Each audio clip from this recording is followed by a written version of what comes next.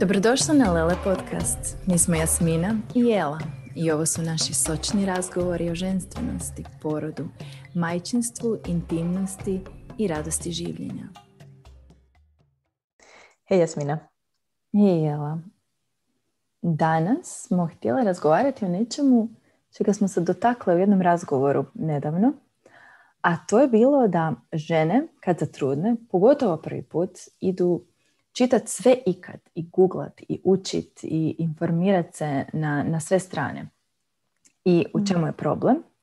A taj je da se najčešće to prvi put u životu da se susreću s trudnoćom i porodom onako na jednoj dubljoj, jednoj detaljnijoj razini. I da prije toga u životu uopće nisu bile toliko uključene. Da niko o tim detaljima i trudnoći i poroda ne pričaju. Da zapravo niti naše prijateljice previše, niti naše mame. I da je opća kultura o porodu na jednoj površnoj razini. Da je oblikovana nekim usputnim i pričama i serijama i filmovima. I nedavno smo zapravo pisala blog na tu temu koliko ta popularna kultura utječe na naše viđenje poroda. I da je trudnica pacijentica, da se prikazuje kako je nesposobna, da je uvijek neko mora spašavati i onako je histerična, viče, psuje, totalno van kontrole. I sad, da se mi možemo smijati tome, jer kao, znamo da nije istina, ali čak i najsvjesnije među nama će se uloviti kako im je prva asocijacija na porod baš neka filmska scena. Ili, na primjer, žena na leđima. To je kao sasvim normalno, jer isključivo žene rađaju na leđima. Da. Ja se zapravo sjećam sebe. Ne da me nije zanimalo, nego mi uopće trudnoća kao takva, porod, mi nije bio na radaru prije no što sam sama zatrudnila. Ja se samo mogu smijati jer se sjetim sebe kakva sam ja bila prije nego što sam krenula u sve ovo i čitati i istraživati. Zapravo nakon što sam pročitala knjigu Prirodan porođaj od Ine May Gaskin sam razmišljala, ima jedna ta scena gdje je bio moj rođendan, je bio moja prijateljica je bila kod mene i za 2 tjedna joj je bio termin. I toliko smo se jako smijale i rekale da sam se ja bojala da će njoj puknut vodenjak i da će ona roditi tamo meni u stanu. I bila sam van sebe i onda smo se još više smijale jer sam se ja toga bojala i smijala se tome. Ali to sam bila ja. I ja nisam zapravo imala nikakvu jasnu sliku kako porod izgleda i što jest porod. Da, mislim, ja ne kažem da je to nešto krivo. To jednostavno jest. To je kako stvari danas stoje. I nije uopće čudno da si ti mislila kao joj rodit će mi sad tu. I točno to zapravo je klasična scena iz filmova. Gle, ona će se sad usmijet, puknut će vodenjak i mi ćemo trčati u rodilište. I onda kad ne znamo kako zapravo trudnoća, porod, kako sve to funkcionira, onda najčešće izvučemo neke stvari iz konteksta i ulovimo se za to. Naprimjer, i da nam ta prijateljica ispriča kako je imala grozan porod i dug oporavak, a mi da ne znamo što se zapravo dogodilo, ćemo se uhvatiti za neki detalj te priče. I nafilat ćemo se uglavnom i nepotrebnim i zastrašujućim informacijama o tome kako porod izgleda. Ja se živo sjećam kad sam ja prvi put u 6. mjesecu svoje trudnoće, a znači prvi put pročitala od početka do kraja kako porod izgleda i to ne iz knjige koju bi danas preporučila trudnicama. Bila sam u šoku, pa ja mislim 1-2 dana. Znači, kad sam pročitala odlomak o epiziotomiji, ja sam bila gotova. U frasu sam bila. Trebao mi je neko da me umiri. A što sam ja napravila? Ja sam se obranila na način da sam još više čitala. Mislila sam da će mi to donijeti neku sigurnost i da ću na taj način dobiti rezultat koji sam htjela. Porod kakav sam htjela. I da se razumijemo, treba znati, ali postoji ali i upravo o tome ćemo danas razgovarati. Da, jer mislim da općenito je ono uvijek naša poruka je nekako, ono što mi želimo reći je da mi dobivamo osjećaj kontrole kroz hrpu informacija koje nisu nužno povezane. I to je to. Filamo se jako puno informacija, a ne znamo nužno isprocesirati te informacije na način na koji bi nam one bile korisne u porodu. Mm-hmm. Jer upravo se to meni dogodilo.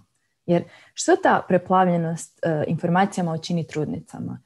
One su konstantno u svojoj glavi, u nekom mentalu, u toj tjeskobi, vrte scenarije što bi se sve moglo dogoditi i to je onaj način na koji pokušavaju stvoriti sigurnost.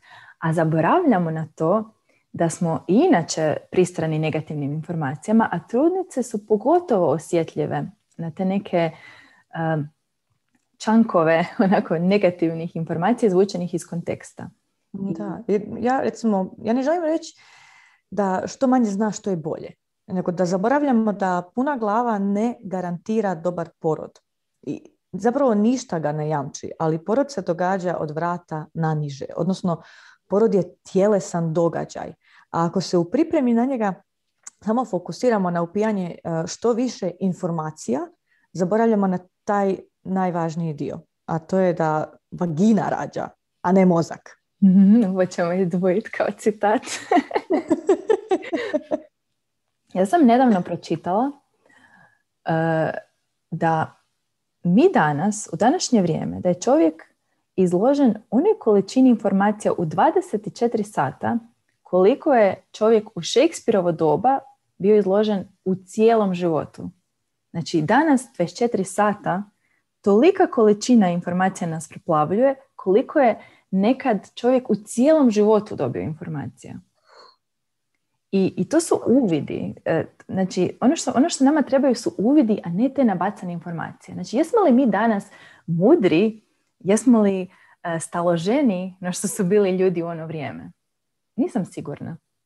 I u slučaju poroda, pogotovo ovo što govoriš, treba nam ta utjelovljena mudrost, a ne gomila nabacanih situacija koje će nam stvarati taj kaos u glavi.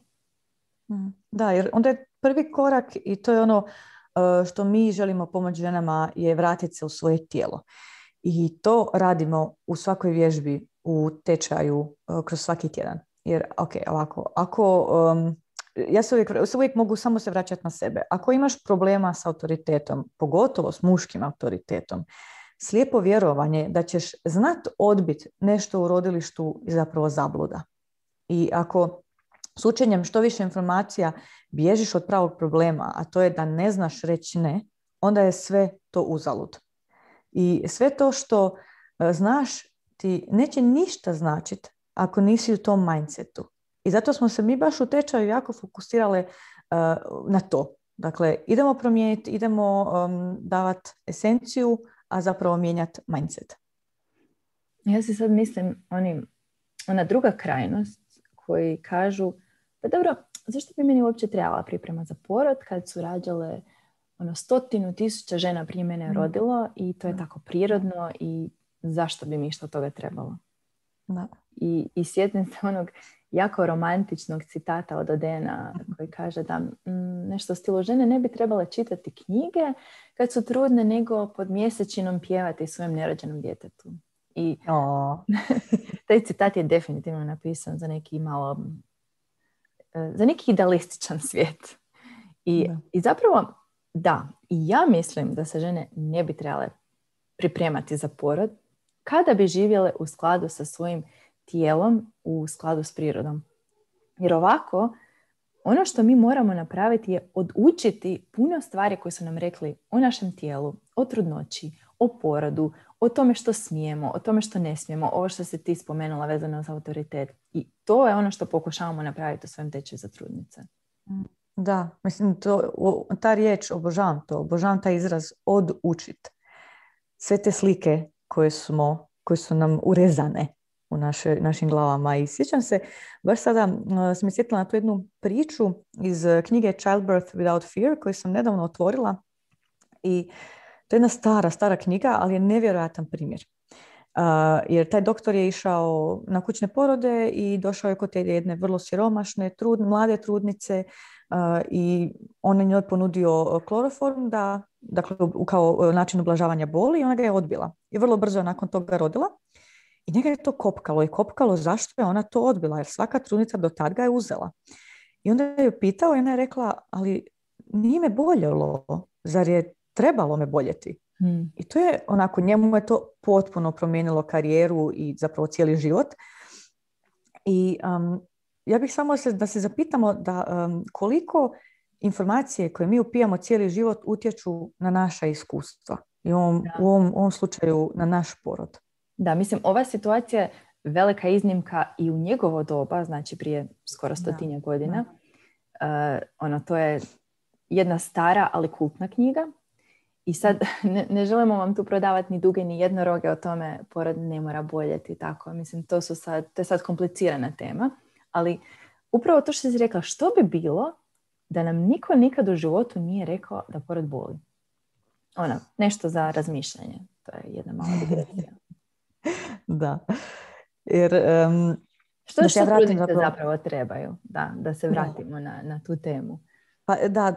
Dakle, kada pričamo o tom preplavljenosti informacija, mi ono kako smo koncipirali tečaj je da dajemo sažete cjeline informacija koje trebaš znati, dakle neku esenciju, a da ćeš ti onda sama osjetiti što trebaš dublje istražiti preko još linkova koje smo ostavili u dijelu tečaja s resursima. Jer ako želiš fiziološki, odnosno prirodan porod, dakle fiziološki znači da je to proces u našem tijelu koji je prirodan, poput menstruacije, poput obavljanja nužde. Da, dakle, koji se događa spontano. Tako je. Dakle, ne možeš crpiti sve informacije iz jednog izvora koji poznaje samo nefiziološke porode. Dakle, to bi bilo, tečaj u rodilištu. Stoga prikupljanje znanja i mijenjanje percepcije o porodu treba biti sveobuhvatno.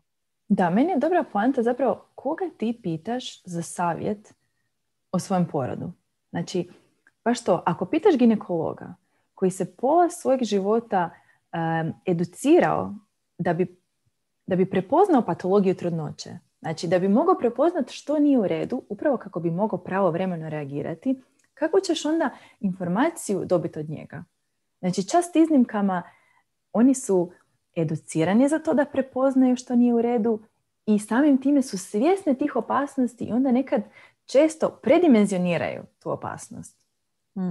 Da, znaš šta, nedavno mi jedna mama rekla da ona je toliko šokirana time koliko se toga o fiziološkom, dakle prirodnom porodu skriva od trudnica i da ne može vjerovati da se mora boriti da bi došla do tih informacija.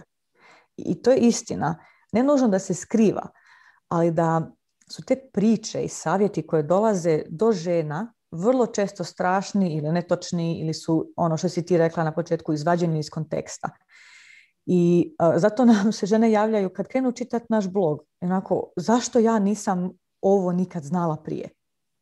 I onda nekako se uvijek vrate na to da u podržavajućim uvjetima njihovo tijelo će znati roditi svoju bebu. Ali da se moraju pripremiti na okruženje u kojem će rađati. Da, i to je glavni razlog zašto ne možemo ići na slijepo. Zbog toga što ćemo se naći u nepodržavajućem okruženju. Mislim, da vas utješim. Rodilište nije neprijateljsko okruženje, ali moramo biti svjesne da ono ima neke svoje procedure i prakse koji ne ide uvijek u prilog tom spontanom tijeku poroda, što je Jela rekla. I ako se pripremimo, značimo na primjer da jarka svjetla, da manjak privatnosti u rodilištu usporavaju lučenje oksitocina i da možemo recimo zamoliti primalju da ugasi svjetlo u boksu.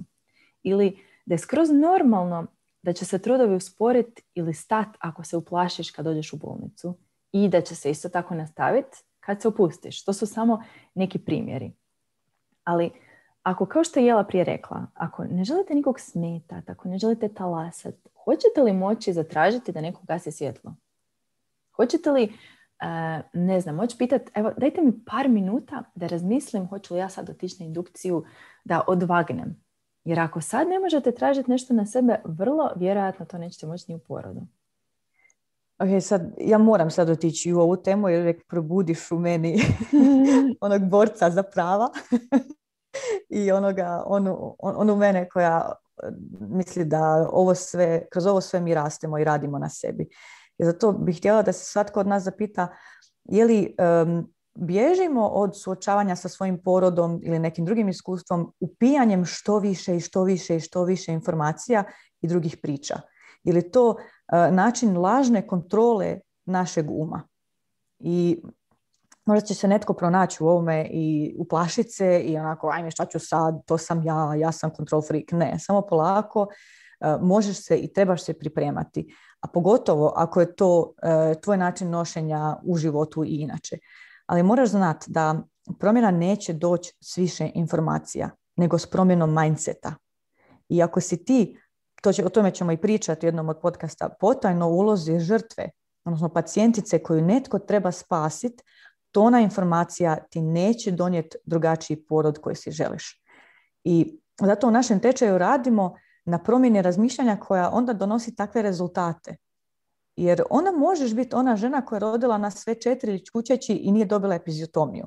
I prije nego što smo mi napravile tečaj, jedna poznanica nam je pisala kako je nakon pročitanog jednog našeg bloga osjetila klik u sebi i shvatila da njoj ne treba nitko i ništa da rodi kako želi. I to je bilo to. Tako je i rodila. I samo jedan takav moment je dovoljan da preokreneš cijelu svoju priču i pristup svom porodu. Opet si svašta nadrobila. Ne šalim se. Ovo su velike stvari. I to je razlika između iskustva koje mi se događa i ja sam bespomoćna naspram onog u kojem ja sudjelujem. I da ja nisam dijete umjesto koga će neko drugi donijeti odluku, nego sam ja odrasla žena i ja sam majka koja brine o sebi i svoje bebi. I isto tako da ja nisam pacijentica, nego sam ja zdrava trudnica koja zapravo samo traži podršku da bi rodila svoje dijete na svoj način. I ako nemate zdravu trudnoću, i dalje imate apsolutno pravo i sudjelovati u svojem porodu ravnopravno. I zato, zbog svega ovoga što smo rekli do sad, je važno da ta priprema nije samo mentalna, da to nije samo zatrpavanje, beskonačno zatrpavanje informacijama. To ne možemo dovoljno naglasiti, da je to jednostavno promjena načina razmišljanja. Tako je onako sažetak svega danas rečenog. Da. I naravno, Jelen citat koji ćemo istaknuti negdje: ne rađa mozak, nego vagina. Tako je. Evo, dosta za danas. Završavamo s vaginom. Ok. Budite dobro i čujemo se sljedeći tjedan. Ćao. Ako ti je ova epizoda bila korisna, podijeli je s dragom osobom i dođi na naš newsletter za tjedne epizode o sočnim temama.